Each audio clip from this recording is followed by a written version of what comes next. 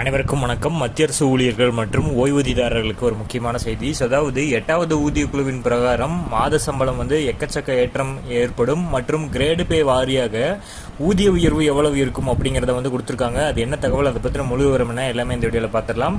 So skip பண்ணாமல் கடைசி வரைக்கும் பாருங்கள். நம்ம சேனலில் சப்ஸ்கிரைப் பண்ணாதவங்க பண்ணி வச்சுங்க. நம்ம சேனலில் சென்ட்ரல் மற்றும் ஸ்டேட் கவர்மெண்ட் சம்பந்தமான ஆல் அப்டேட்ஸ் கொடுத்துருவோம். அது மட்டும் இல்லாமல் பென்ஷன் சம்மந்தப்பட்ட முக்கியமான அப்டேட்டும் இருக்கும். ஸோ மறக்காமல் சப்ஸ்கிரைப் பண்ணிடுங்க. வாங்க வீடியோக்குள்ள போகலாம். ஃபர்ஸ்ட் ஆஃப் ஆல் பார்த்தீங்கன்னா 8வது ஊதிய குழுவில் பிட்மெண்ட் ஃபேக்டர் 1.92 2.86 நிர்ணயிக்கப்படலாம் என கூறப்படுகிறது. இதன் அமலாக்கத்திற்கு பிறகு அடிப்படை சம்பளம், வீட்டு வாடகை படி மற்றும் போக்குவரத்து கொடுப்பனர்வு ஆகியவற்றில் எவ்வளவு ஏற்றம் இருக்கும், சில உதாரணங்கள் மூலம் இதை நம்ம இந்த பதிவில் பார்க்கலாம். மற்றும் தேசிய ஓய்வூதிய முறை மற்றும் மத்திய அரசு சுகாதார திட்டத்திற்கு ஊழியர்களின் திருத்தப்பட்ட பங்களிப்பு என்னவாக இருக்கும், இவற்றை பற்றி இந்த பதிவில் நம்ம தெளிவாக பார்த்துருவோம். ஸோ இதில் பிட்மெண்ட் ஃபேக்டர் 2.28 நிர்ணயிக்கப்பட்டுள்ளதாக நம்ம வச்சுக்கலாம். 7வது ஊதிய குழுவில் ஹெச்ஆர்ஏ விகிதங்கள், அதாவது அடிப்படை ஊதியத்தில் 8% இஜெட் வகுப்பு நகரங்கள் மற்றும் 16% ஒய் வகுப்பு நகரங்கள். அடுத்ததான் பார்த்தீங்கன்னா 24% எக்ஸ் வகுப்பு நகரங்களில் பணியாற்றக்கூடிய ஊழியர்களுக்கு கொடுத்துருந்தாங்க. கடந்த ஆண்டு அகவிலைப்படி 50% எட்டிய போது விகிதங்கள் முறையே 10%, 20% மற்றும் 30% திருத்தப்பட்டன.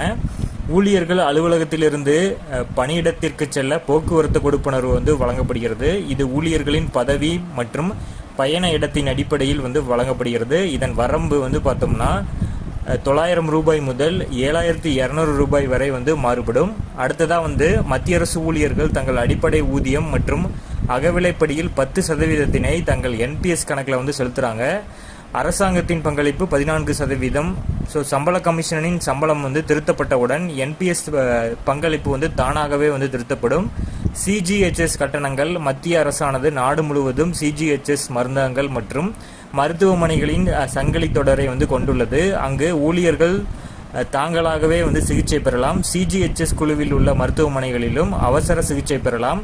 அரசாங்க ஊழியர்களிடமிருந்து ரூபாய் 250 முதல் 1000 வரை சிஜிஹெச்எஸ் கட்டணம் வசூலிக்கப்பட்டு வருகிறது. ஸோ இப்போ பார்த்தீங்கன்னா கிரேட் பே 1800, அதாவது லெவல் 1 ஊழியருக்கு அடிப்படை சம்பளம் 28,000 அப்படின்னு நம்ம வச்சுக்குவோம். ஸோ அவருக்கான திருத்தப்பட்ட ஓய்வூதியம், கொடுப்பனர்வு இதெல்லாமே நம்ம பார்க்கலாம். அடிப்படை ஊதியம் 63,840 ரூபாயாகவும், ஹெச்ஆர்ஏ 15,321 ரூபாயும், டிராவல் அலவன்ஸ் பார்த்தீங்கன்னா 3,600 ரூபாய். ஸோ இதெல்லாமே நம்ம பார்க்கும்போது மொத்த சம்பளம் 82,761 ரூபாய் கிடைக்கும். இதில் என்பிஎஸ் பார்த்தீங்கன்னா 6,384 ரூபாயும், சிஜிஹெச்எஸ் 250 ரூபாயும் பிடித்தம் போக நிகர சம்பளம் 76,127 ரூபாய் கிடைக்கும். இது கிரேட் பே 1800 இருக்கக்கூடிய லெவல் 1 ஊழியருக்கு இது கிடைக்கும்.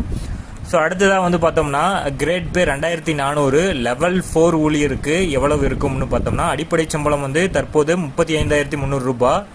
இது நம்ம இந்த 8வது ஊதிய குழுவின் பிரகாரம் நம்ம பார்க்கும் பொழுது அடிப்படை சம்பளம் 80,484 ரூபாயும், ஹெச்ஆர்ஏ 19,316 ரூபாயும், டிராவல் அலவன்ஸ் 3,600 ரூபாயும், மொத்த சம்பளம் 1,03,400 ரூபாயும். இதில் என்பிஎஸ் 8,048 ரூபாயும், சிஜிஹெச்எஸ் 250 ரூபாய் பிடித்தம் போக நிகர சம்பளம் 95,101 ரூபாய் கிடைக்கும். அடுத்ததாக பார்த்தோம்னா கிரேட் பே 2400 லெவல் 4, அதில் இன்னொரு கேட்டகரியில் 39,800 ரூபாய் அடிப்படை சம்பளம் தற்போது பெற்றுட்டு வர ஊழியருக்கு இந்த திருத்தப்பட்ட ஊதியத்தின் பிரகாரம் அடிப்படை ஊதியம் 90,744 ரூபாயும், இதில் ஹெச்ஆர்ஏ 21,778 ரூபாய், அப்புறம் டிராவல் அலவன்ஸ் 3,600 ரூபா, இதில் சேர்த்து மொத்த சம்பளம் 1,16,122 ரூபாய். இதிலிருந்து என்பிஎஸ் 9,074 ரூபாயும், சிஜிஹெச்எஸ் 250 ரூபாயும் நம்ம கழிச்சோம்னா நிகர சம்பளம் 1,06,798 ரூபாய் கிடைக்கும். அடுத்ததாக கிரேட் பே 2800 லெவல் 5 ஊழியருக்கு பார்த்தோம்னா தற்போது 42,800 ரூபாய் அடிப்படை சம்பளம். அவருக்கு திருத்தப்பட்ட ஊதியத்தின் பிரகாரம் பார்த்தோம்னா அடிப்படை ஊதியம் 97,584 ரூபாய், ஹெச்ஆர்ஏ 23,420 ரூபாயும், இதுவே டிராவல் அலவன்ஸ் 3,600 ரூபாயும், மொத்த சம்பளம் 1,24,604 ரூபாய் கிடைக்கும்.